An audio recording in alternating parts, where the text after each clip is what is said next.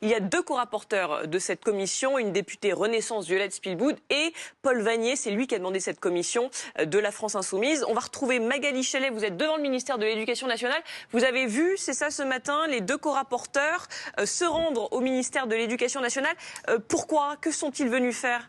Eh bien, ils sont arrivés vers 10h ici pour exercer leur pouvoir d'investigation sur pièce et sur place, ici au ministère de l'Éducation nationale. C'est-à-dire qu'en fait, ils vont procéder à des saisies, demander qu'on leur fournisse tous les documents et renseignements nécessaires à l'avancée de l'enquête pour éclairer la responsabilité de l'État et notamment celle de François Bayrou dans l'affaire Betara, mais plus généralement dans d'autres établissements scolaires dont on a parlé plus récemment, comme notamment le lycée Stanislas. Je vous propose de les écouter au micro d'Agathe Pichon.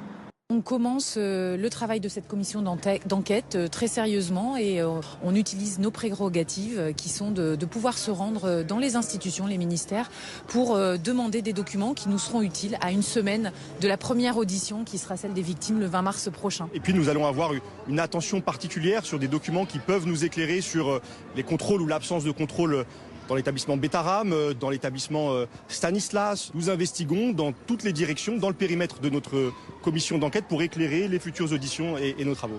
Elisabeth Borne a réagi en disant qu'il s'agissait du rôle constitutionnel du Parlement de contrôler l'action du gouvernement et qu'elle se tenait à disposition de la commission d'enquête pour répondre à toutes les questions nécessaires. Et puis je vous le rappelle, cette commission, elle va procéder dans un second temps, donc à partir du 20 mars, aux auditions.